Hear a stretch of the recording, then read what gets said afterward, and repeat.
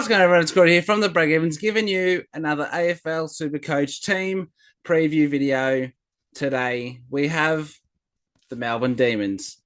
We've already done Adelaide through Hawthorn. So if you missed those videos, make sure you go check them out. They're around 20 minutes long. So nice, quick, and easy. You can even watch it on your lunch breaks. Where can you find me on social media? Where can you keep up with all of the content? Well, you can find me on X at Breakevens Pod, on Facebook, The Breakevens, or here on YouTube, The Breakevens. Like, follow, and subscribe for more and daily AFL Supercoach content all the way up to round one. That's done and does it out of the way. Let's get into the Demons. So they finished 14th last season in 2024. No one expected that at all. Clary had his issues off field. Well, Melbourne had the issues off field as well. Petrarca got hurt late. It was just a real down year for the D's. So can they bounce back this season? For football's sake, let's hope so. So a very relevant side in terms of primos and mid prices. And there's a couple rookies there as well. So let's go through the ins. So Tom Campbell was a free agent coming over from the Saints. Aiden Johnson was pick 68. Harvey Langford was pick 6. Xavier Lindsay was pick 11. Ricky Mentha Jr. was a category B rookie, and Harry Sharp was a trade from the Brizzy Lions. Looking there, Tom Campbell, you think that's just pure if Max Gawn doesn't play. They've got a ruckman there. I've heard good things about Johnson, Langford, and Xavier Lindsay, and Harry Sharp's been in the system for a couple of years now. The outs, Angus Brayshaw was forced to retire. Ben Brown has retired as well. Kaya Farris White has been delisted. Lockie Hunter retired. Alex Neil Bullen was traded to the Crows. Josh Shackey, who would have thought he was delisted. Joel Smith delisted, and Adam Tomlinson delisted as well. So you're looking there. Obviously, Angus Brayshaw is a big out, and it's unfortunate what happened. Neil Bullen was a surprising one. I thought he had a pretty solid season, but now he's in Adelaide. Pardon me. And Lockie Hunter retired. That's fair. The seagull shall not seagull no more. But not too many big changes. Maybe a little bit of depth there with Tomlinson, but it is what it is. Preseason news. The big one is Max Gawn. Don't forget, this was the end of December 2024, all of this news. So at that point, Gawn had a fractured larynx, which is your voice box. And he's out for 6 to 8 weeks. Basically, no contact for, I think it was like 2 to 4 weeks. He can't talk, apparently. He needs to rest it, so he's like a mime. Look, he should be okay. It's not a soft tissue. It's just he gets over it. It's all good, just as long as no one karate chops him in the neck. Harvey Langford has been turning heads. His competitiveness and his aggression is looking like a big chance for round one. It just, he's a midfielder. Is he going to find mid-time through there with Viney, Petrarca, and Clary? Might be a bit tough. Might play on the wing. Might play up forward. Who knows? But keep an eye out for him. The same goes for Xavier Lindsay. Next up is Clary and Petrarca. They're looking good and fit. We know what they can produce. Clary had a lot of problems last season. He's looking fit. Hopefully, he can get back to his piggy ways. And Petrarca, it's all a mental game, I feel, but he's looking strong and he's looking like the Petrarca we know. Obviously, he had that big injury towards the end of last season. Um, so we'll see how he goes mentally, like preseason. Will he jump into the packs like we're used to seeing? That's going to be the big tell. But that's all the preseason news out of Melbourne. Not too much. So we'll get into the Super Coach selections, and we'll start with Christian Petrarca, 556K midfielder. He's underpriced. And all I've got down here is mental question mark, which I just touched on. The battle's up here. It's fine to do it in training because your guys aren't going to absolutely smash you in tackles and stuff. But when it comes to game and it's for premiership points, what's going to happen? So that'll be the big key with Petrarca. But he's looking like a great undervalued pick. Max Gawn, 668K ruck. Obviously, he's got that injury. Will he be fit? Will he have enough run in those legs to get him ready for round one? I'm going to say yes, because they'd have to go in with Tom Campbell, and no one wants that. The Saints didn't want that, so why would Melbourne want that? The only other thing is Max Gawn is getting on in age, so will there be a slight regression?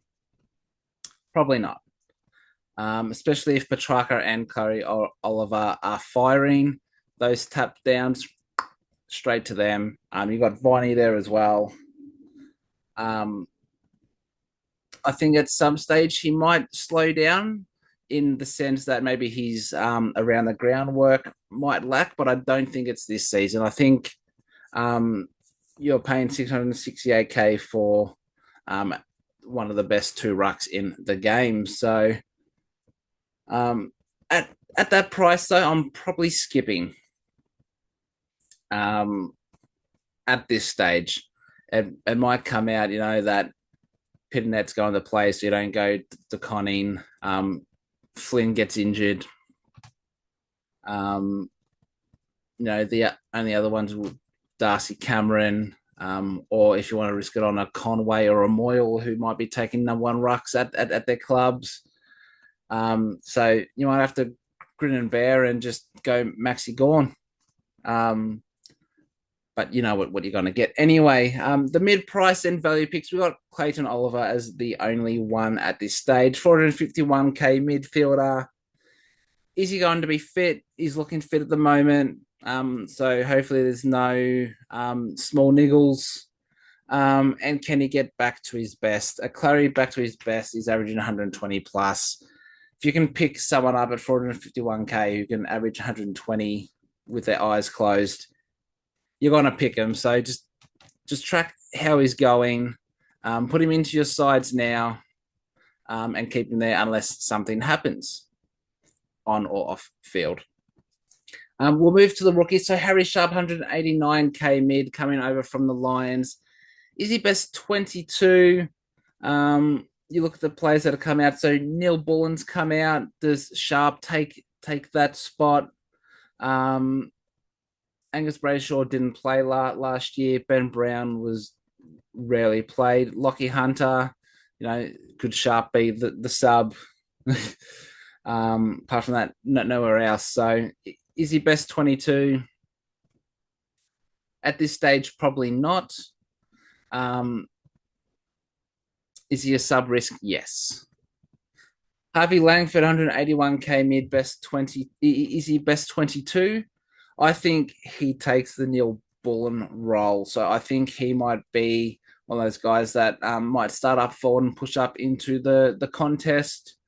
Is he a sub risk? I'm going to say no. I think this guy's showed enough so far in pre-season. If he continues that, I can see him slotting into best 22 quite easily. And I think they might want to try and play a few of these young guys for the future anyway. So keep an eye on Langford. Same with Xavier Lindsay, 158K mid. It's basically the exact same as Langford. He's doing well at the moment. Is he going to take that Neil Bullen role?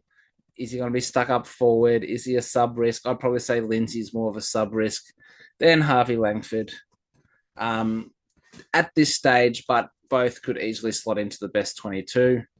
So keep an eye on them both. Tom Campbell, 147k ruck. If Maxi Gorn goes down and is out for a long period of time, Tom Campbell comes in 147k. That would be a pick. Let's say Gorn does a hamstring 4 to 6 weeks. I'm probably starting Tom Campbell. If I'm being honest, he's been in the system for a while. He's the only other option, really. Tapping down to Clary, Viney, and Petrarca. Even if he goes 90, 95, he's ending up around 300, 350k at that time. So realistically, I don't think he's an option, though. Shane McAdam, 158k forward. Is he best 22? That is the question. With Neil Bullen gone, maybe Lockie Hunter, because he played that role a little bit. He's got talent. Is he best 22? He probably is.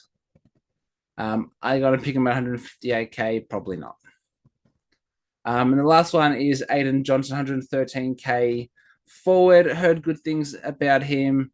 I think they'd probably prefer Johnson over McAdam unless they want that experience and that bigger body. Is Johnson best 22? Probably not at the moment. If he plays, is he a sub? Yes, because he's that small, medium type forward. So I think he would be a sub risk, but keep an eye on him because he's a bit cheaper. And if he can have a good preseason and cement himself in that side, I think he'd be good for early doors. And that's all the Supercoach selection. So let's go through the buys and the fixtures. So they only have the round 15 buy, which they share with Adelaide, Hawthorn, and the Eagles. 50-50 by, depending who you have early on. You could be missing a few good players in that buy. So, look, Petrarca and Oliver pick themselves. If they're fit and firing, you're going to select them because of just pure value. Max Gawn is the one that you can fade early and maybe get him as an R3 flex potentially. But realistically, all the other guys will be gone by the buys anyway. Their fixtures in round one, they play GWS at home, should be a good game. They play the Roos away, but at Marvel, so it's not like they're traveling too far. They should dominate that. The Suns at home should be a good game. The Cats away would be tough. They play the Bombers away, but it's gather round, so there's no real advantage there. And then they play Freo at home in round 6. So you're looking, they've got the Roos and the Bombers, you think they'd tear up. GWS and Freo, the fact that they're both at home helps, but they're still two tough matchups. And then the Suns and Cats. Cats away is always tough, and the Suns at home should help them as well. The big question over Melbourne is, what are they going to produce? Are they back? Are they going top 8? Are they trying to get top 6, which they potentially could because the team they have? Or is it just go through the motions like the last two years where they're being carried by two blokes? For footy's sake, we want them fit and firing because these are an exciting team to watch when they're on. Just lastly, with the fixtures, they play the Pies twice, the Suns twice, the Hawks twice, the Roos, Saints, and Eagles twice. They have great fixtures. The Pies, it's always a tough matchup. The Suns, they could easily get over them. Hawks, you'd probably say 50-50. But Roos, Saints, and Eagles, you expect them to win all 6 of those games, no matter where it's played. So really good fixtures. It's looking really good for their Supercoach selections. And that's why they are relevant for Supercoach in 2025. So that's going to do it. That's everything I have on the Ds. If you've missed any of the videos previously, make sure you go check them out and like and subscribe to the channel. A lot of time and effort being put in, and my voice, it's starting to go, I feel. So I might need to take a couple of days off. I'm pre-recording these a whole bunch. So thank you all for watching and listening. Don't forget you can find me on X at Breakevens Pod, on Facebook, The Breakevens, and here on YouTube. Make sure you like, follow, and subscribe to all of those social media platforms. Thanks again. We'll see you tomorrow for another daily Supercoach video. Until then, it's bye for now.